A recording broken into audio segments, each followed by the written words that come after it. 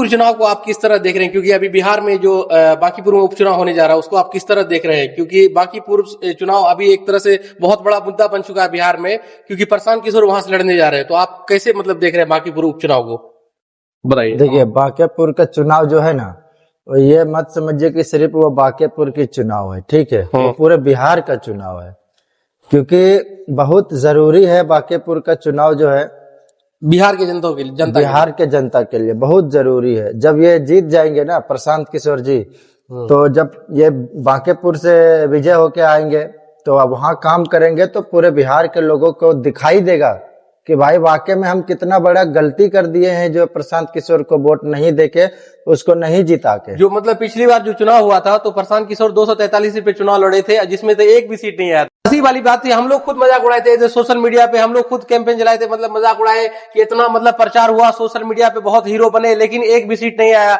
India today से भी मतलब उनको मतलब जीरो का वो सिंबल दिया गया।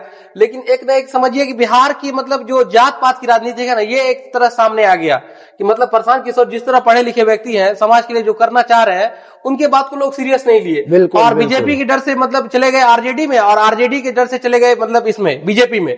लेकिन बीजेपी की जब सरकार बनी तो उसने एक ऐसा मुख्यमंत्री दिया बिहार को जो अब तक की हिस्ट्री में इतना खराब नहीं मुख्यमंत्री देखने को मिला है, सम्राट चौधरी के रूप में। एक तो 7वीं फेल, दूसरा 7 मतलब हत्या के अभियुक्त खुद है, जो मतलब पब्लिकली है, कोई छुपा तो नहीं है। प्रशांत किशोर ने खुद ओपनली प्रेस कॉन्फ्रेंस में ये मतलब ऐलान किया है। तो आप बिहार के कई बार नाम भी बदले हैं, वो नाम भी मतलब बदले, फर्जीवाड़ा का तो महारत हासिल किए हुए हैं मतलब सम्राट चौधरी जो बिहार के मुख्यमंत्री है। शर्म आता है बिहार के लोगों को कि एक ऐसे मुख्यमंत्री मतलब नीचे है जो मतलब 7 लोगों की मतलब हत्या के अभियुक्त है, मतलब सही नाम सम्राट चौधरी, राकेश कुमार उर्फ क्या क्या चौधरी है उसका पता ही नहीं। लेकिन क्या है कि उसके जात के लोग उसको भी डिपेंड कर रहे हैं बिहार में।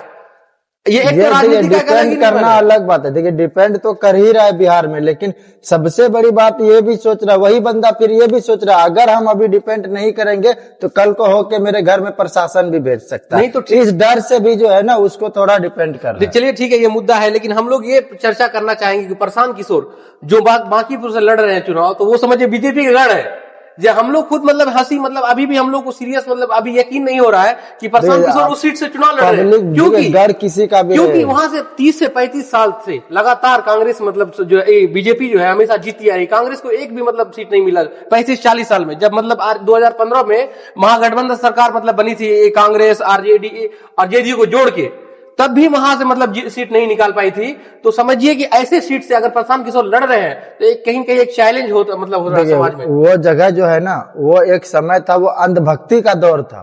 अभी पब्लिक जाग चुका है, और अगर नहीं भी जगह है तो मैं उन लोगों को संदेश इस वीडियो के माध्यम से देना चाहता हूं कि भाई जग जाओ और फुल बहुमत के साथ प्रशांत किशोर का सपोर्ट कर दो। और सबसे बड़ी बात, राजनीतिक में आप किसी को माए बाप नहीं समझिए, क्योंकि राजनीति नेता भाई नेता है, कोनो बाप नहीं है आपका, आप अपने दामाद नहीं चुन रहे, ठीक है। तो आप राजनीति को राजनीति के तौर पे देखिए। अगर प्रशांत किशोर अच्छा नहीं लग रहा, दूसरा कोई बंदा अच्छा लग रहा, आप उसको वोट दीजिए, लेकिन बीजेपी को मत दीजिए, जिसको भी दीजिए बीजेपी को मत, क्योंकि बीजेपी भाई अभी राजनीति आप देख चुके हैं पूरे हिंदुस्तान में किस तरह की राजनीति हो रही है। तो मेरा कहना है और इन भाई साहब का भी कहना है कि मतलब अभी जो प्रशांत किशोर है बांकीपुर से उठ रहे हैं, तो उनको खुला समर्थन होना चाहिए, क्योंकि एक सीट उनको देना चाहिए, क्योंकि ना तो इससे तेजस्वी यादव सरकार बना पाएंगे, ना सम्राट चौधरी का सरकार गिरेगा।